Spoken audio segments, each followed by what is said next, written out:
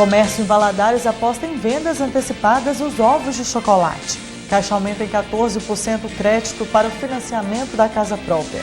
E ainda, a hora de controlar o uso do celular para as crianças. O Jornal das 7 está no ar.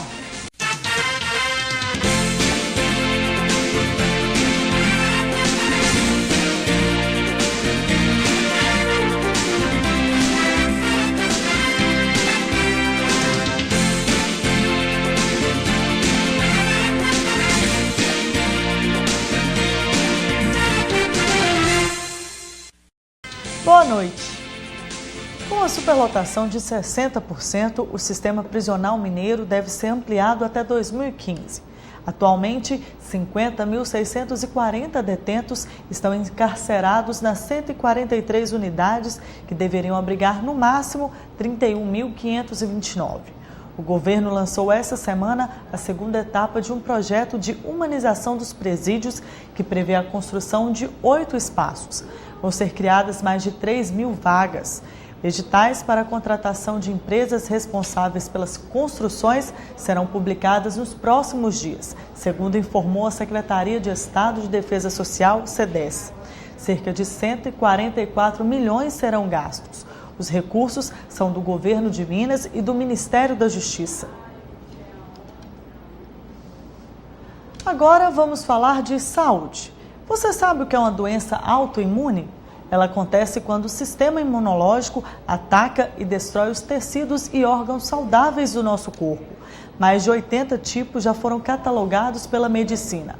Entre os que mais apresentam o problema estão jovens e mulheres. Renata descobriu que tinha vasculite, um estreitamento dos vasos sanguíneos, há 6 anos. Foi muito sofrimento até confirmar o diagnóstico. Ela quase ficou cega. Corri o risco de perder a visão. Corria. Esse risco já existia porque estava tão grave que eu já podia ter perdido.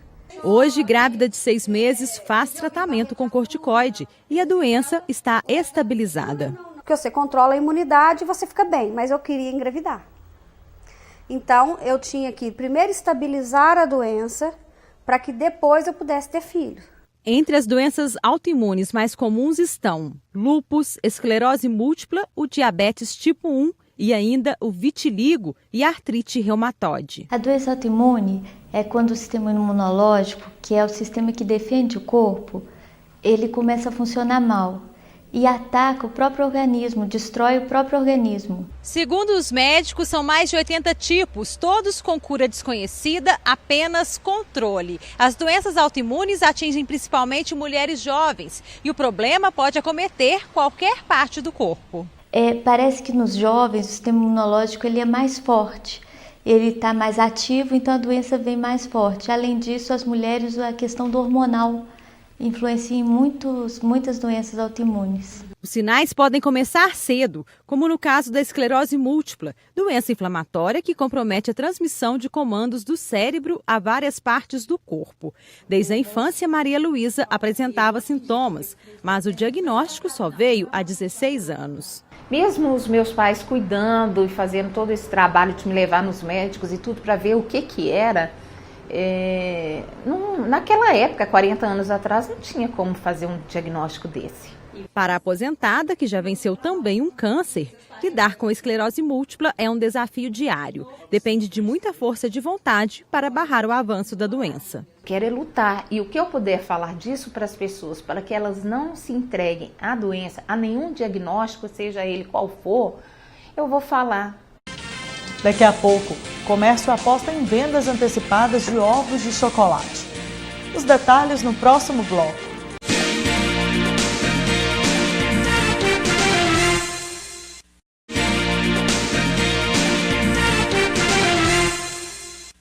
O horário de atendimento da Receita Federal de Governador Valadares vai ser novamente alterado. O repórter Farley Vasconcelos tem as informações. Para falar sobre esse novo horário de funcionamento da Receita Federal, Governador Valadares, eu converso com o delegado Antônio Carlos Nader. Sobre esse novo horário de funcionamento, a partir de quando começa? Olha, esse horário, na verdade, nós vamos retornar o horário antigo, né, que historicamente o atendimento sempre foi na parte da tarde.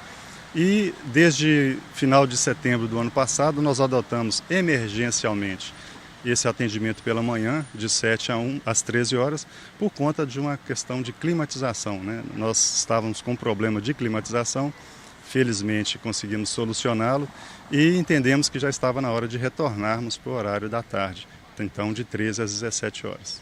É bom ressaltar essa informação pelo número de contribuintes que são atendidos aqui na Receita Federal Governador Valadares, né? Exatamente. A nossa preocupação hoje é de darmos o máximo possível de divulgação dessas informações, porque temos em torno de 70 municípios que são atendidos no nosso centro de atendimento em Governador Valadares, e essa mudança, né, traz impacto para essa população, né, para esses contribuintes. Gostaria de ressaltar a importância de o contribuinte verificar primeiro na página da Receita Federal se o serviço que ele busca, o atendimento presencial, se esse serviço está disponível na página da Receita. Muitos dos serviços estão lá disponíveis. Caso o contribuinte tenha ainda alguma outra dúvida, pode também estar ligando para a Receita Federal, né? Certo, nós temos o nosso telefone 3279-7200, eventualmente, em caso de dúvida, ele pode nos ligar. E a alteração do horário de atendimento será feita oportunamente, possivelmente a partir do dia 28 de março nós vamos fazer a alteração, mudando esse novo horário de atendimento, quer dizer, colocando na página esse novo horário de atendimento, e friso iniciará a partir do dia 31 de março de 2014. Ok, muito obrigado. Farley Vasconcelos para o Jornal da 7. Essa época do ano é considerada uma das mais gostosas. A Páscoa é marcada pelos chocolates e ovos. E, lógico, o comércio já entrou no clima para garantir as vendas antecipadas. A variedade é enorme. Vários tamanhos, formas e sabores. São de dar água na boca. Nessa loja especializada já está tudo pronto com antecedência. A gerente explica que 20% das vendas são antecipadas e alerta que deixar para a última hora pode causar dor de cabeça. Já começamos a fazer nossa venda antecipada, os clientes vêm, fazem sua compra, deixa guardado na loja e retira próximo à Páscoa, podendo assim não correr o risco de ficar sem o produto que ele deseja e não ter que enfrentar a fila que nos dias mais próximos da Páscoa já existe na frente da loja. Não tem como passar por esses corredores e não ser atraído. A quantidade de ovos nesse supermercado é o dobro do ano passado. Aqui, o grande foco é a linha infantil. Os preparativos começaram um mês antes. Esse ano, as novidades são os ovos trufados e os ovos de colher. Industrializados ou caseiros, são esperados um aumento de mais de 20% nas vendas em relação ao ano passado. A expectativa em relação a 2013 é um aumento nas vendas de 50%, justamente porque está entre dois feriados, que é o feriado na sexta-feira e da segunda, que então vai ser bem propício para as vendas. Há 9 anos trabalhando com doces, Tatiana espera vender aproximadamente 300 ovos esse ano. O serviço aumenta tanto nessa época do ano que tem dias que ela trabalha 10 horas direto. A aposta dela para esse ano são os ovos de colher. É bem puxada, é maior do que o ano todo. É a melhor época do ano para a gente é a Páscoa. A gente faz uma preparação assim de um mês, quase 2 meses de antecedência. A gente monta todo um calendário para poder atender as pessoas, modelos, sabores, e começa a divulgação para a semana antecedente à Páscoa a gente confeccionar. Depois do intervalo, a hora de colocar limite nas crianças com o uso dos telefones celulares. O Jornal da 7 volta já.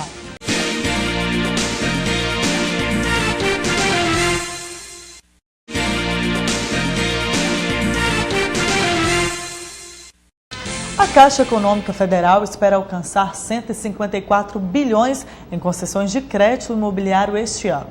Se confirmado, o montante representará um aumento de 14,2% em relação aos 134,9 bilhões registrados em 2013. O banco multiplicou por 28 o volume destinado anualmente para este segmento.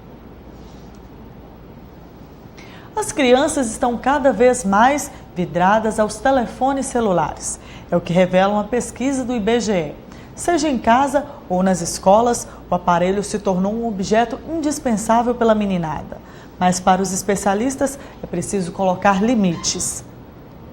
Giovana tem apenas 8 anos, mas já criou o hábito de ficar o tempo todo conectada ao aparelho celular ou no tablet.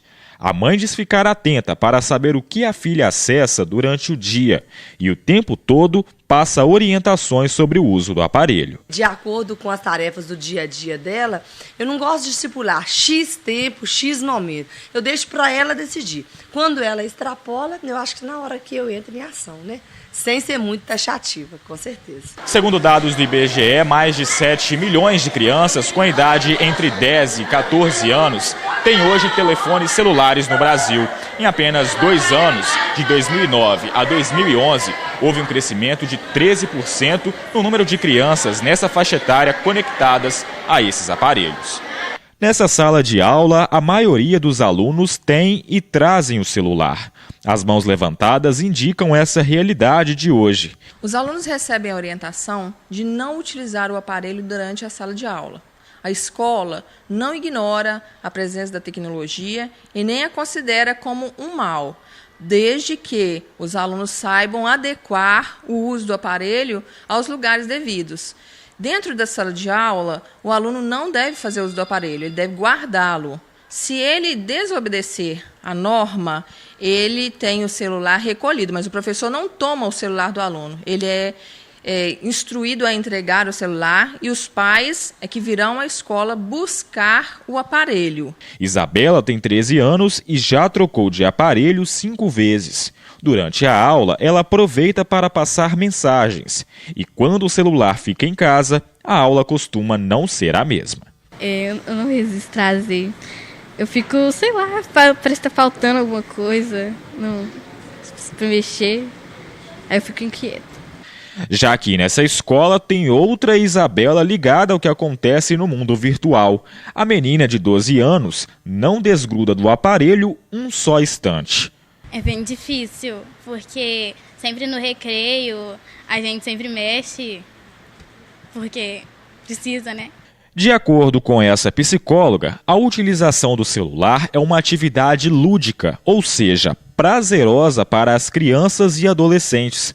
Mas, segundo ela, esse contato com o aparelho deve ser moderado, nada fora dos limites. 2 horas por dia é um tempo ideal de uso. Então o celular ele é importante, ele é uma extensão do ser humano hoje, porque é um veículo de comunicação, é de interação, auxilia o cérebro porque tem os jogos e aí você desafia o seu cérebro a desenvolver um tipo de estratégia de pensamento, mas ele é nocivo a partir do momento que causa um isolamento social. E aí a família, a escola tem que ter seu cuidado, a família tem que zelar para controlar este tempo mesmo. Lembrando de filtrar, né, alguns jogos e alguns sites, né, principalmente para criança. O Jornal das 7 fica por aqui. Para você uma boa noite e até amanhã.